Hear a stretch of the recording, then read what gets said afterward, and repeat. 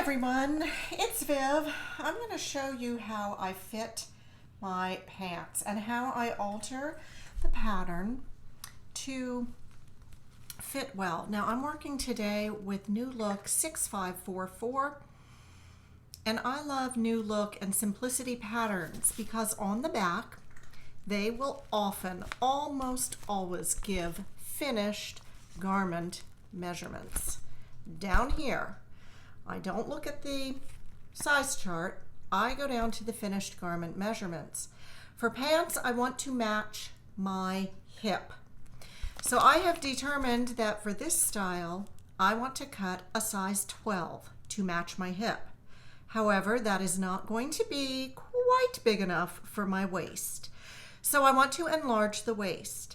The first thing I did was measure my pattern pieces, folding in the darts. These pants have darts at the top. So I fold those darts in, and then I'm going to place the pattern down flat, and I'm going to measure, leaving seam allowances from one side to the other and finding out how much that is. In this pair of pants, that measurement for a size 12 comes out to 29 inches. Hello!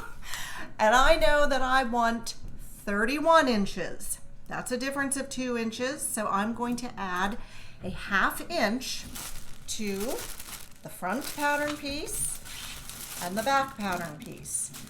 Just a ½ inch because don't forget there's 2 fronts and 2 backs.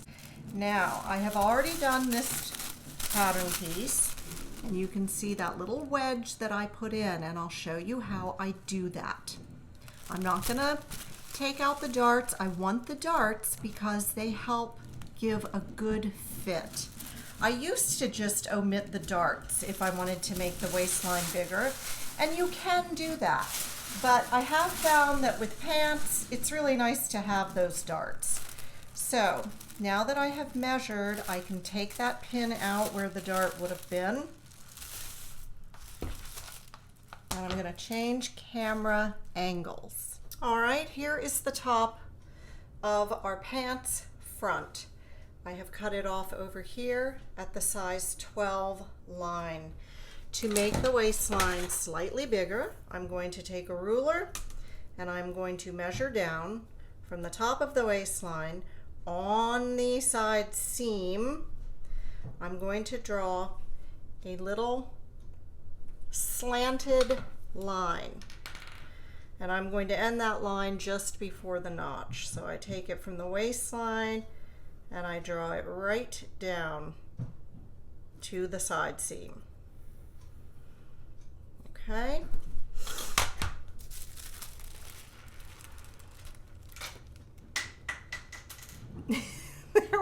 There went my pen cap.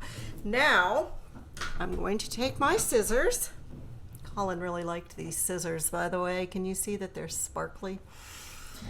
And I'm going to cut from that line at the top of the waist. I'm going to cut to, but not through, right there at the side seam. And what I am doing, of course, is forming a little hinge. Now I'm going to take a piece of my Swedish tracing paper. I've been known to use Xerox paper, any kind of paper that you can slip behind your pattern piece. And we're going to just open that little hinge up 1/2 inch, right? That's what I wanted on the front and on the back. So I'll take my ruler and I'll measure ½ inch open. When I get ½ inch open, I have my paper slid behind there, I'm going to tape it. I'm just going to tape that down to the side. Okay, and that's what that looks like. Now I have to true up the waistband line because we kind of disturbed that. And that's easy enough to do with a ruler. just kind of follow the line of the pattern and connect it. And then just cut it so that you're going to have a nice clean line there.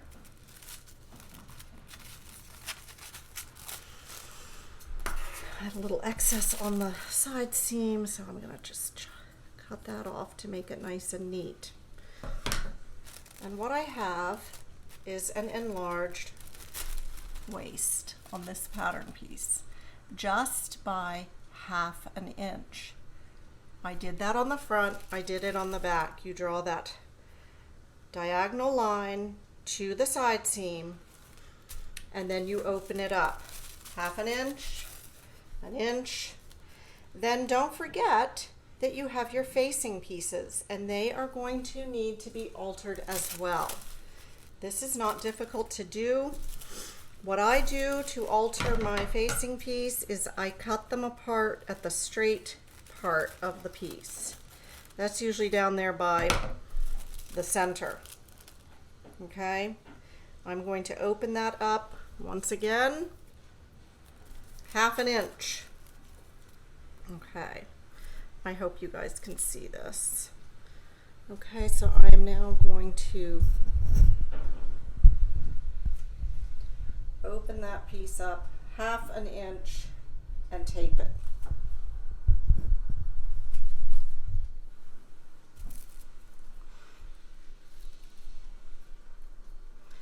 You can eyeball, which is what I often do.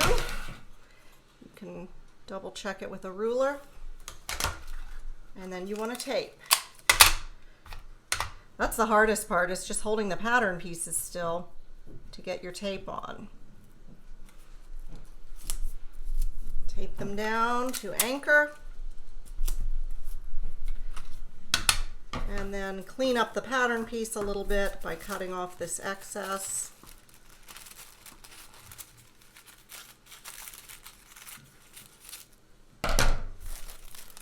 And now you have altered the facing piece. I will do the same thing with the front facing. I will cut it off where it seems the straightest, which to me is right down there by the center. And I will open it up 1/2 inch with some paper behind it.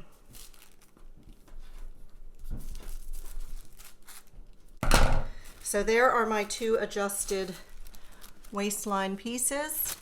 Here is my adjusted pattern piece at the waistline, and I'm ready to cut out my fabric. I'll be back and I'll show you these pants and how they fit in a moment. Just wanted to add quickly what kind of fabric I'm going to be using for these pants. I'll show it to you up close. It's a very nice light blue, almost looks like a chambray, woven cotton. I think it has 3% lycra, so there's a tad of crosswise stretch. Of course, that's going to give me a nice fit. And this is how I lay out my patterns.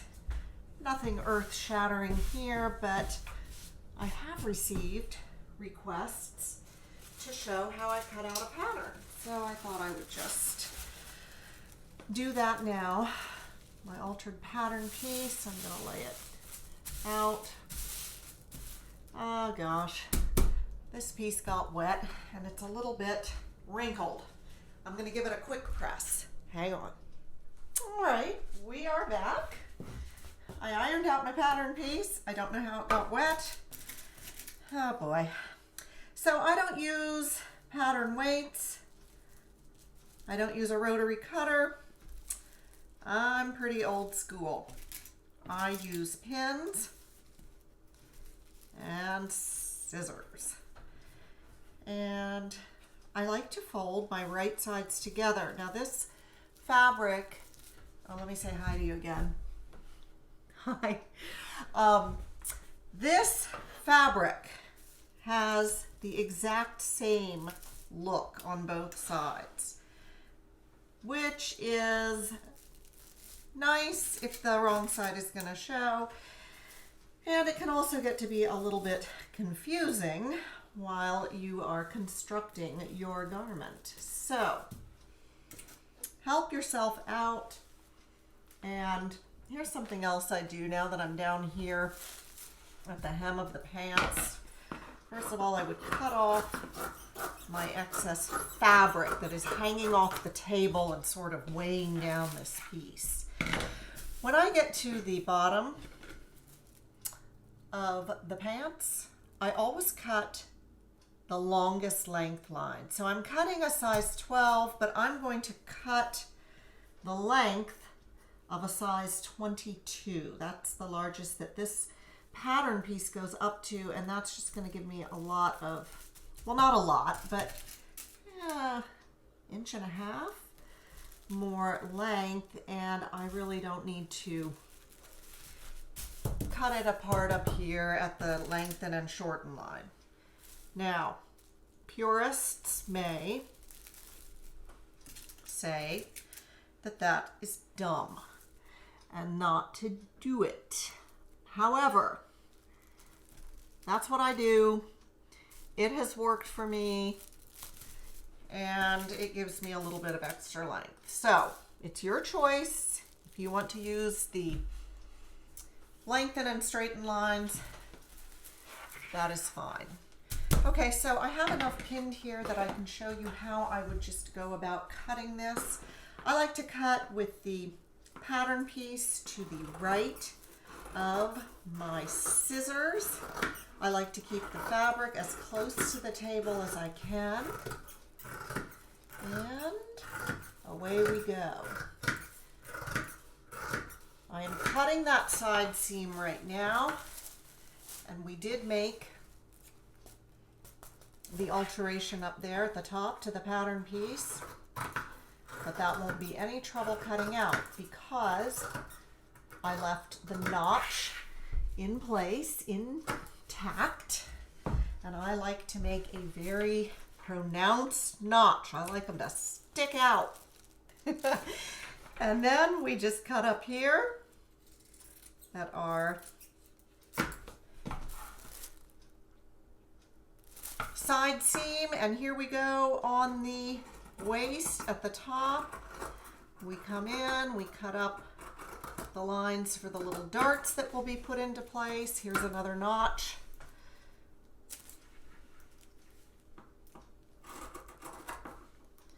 And then I just kind of cut pieces off that I'm going to discard.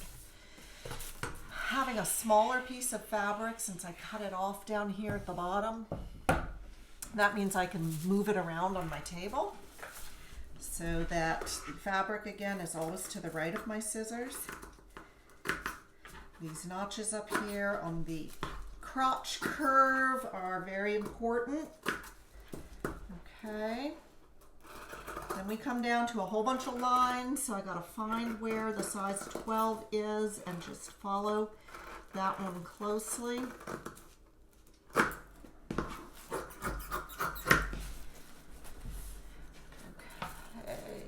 And from here on out, it's just a straight shot all the way down. I'll show you one other thing. On the other pants piece, this one is the back. It says right here on that inner leg, it says stretch. And they make that inner seam slightly shorter so that when you're sewing it together, you just kind of, like they say, you stretch it to fit and match the seams together. Well, I'm just going to keep on cutting, and then I'm going to put these pants together. Thank you for joining me today. I'll be back in a flash. All right, we're back later this same day. Here are my pants. Now, I put them on with some heels because I feel pretty certain that I'm going to wear them with heels. I have the waistband on them. Here is the back. back zipper, side, front.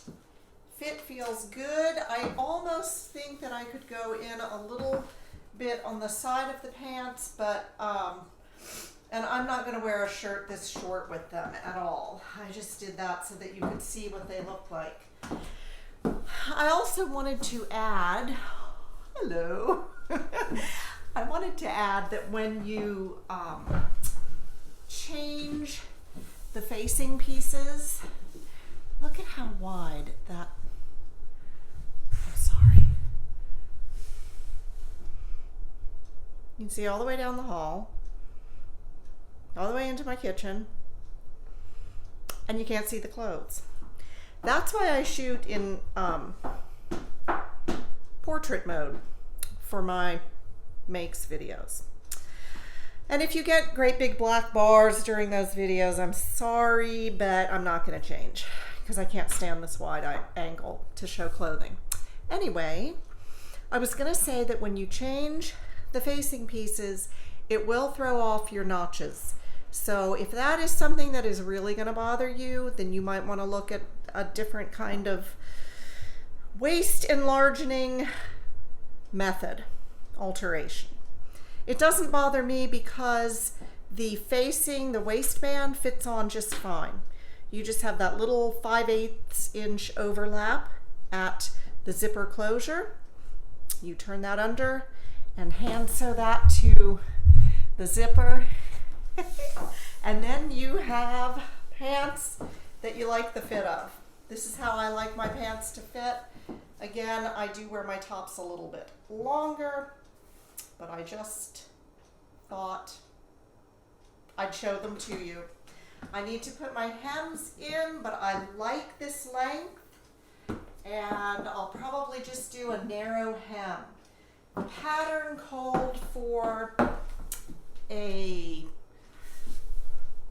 split hem, but I don't think I'm going to split them. I'm just going to narrow hem them. All right, that's all from me. Look for my makes video coming up for January, and happy weekend, everybody. If you're in a cold climate, stay warm. I'll talk to you soon. Bye.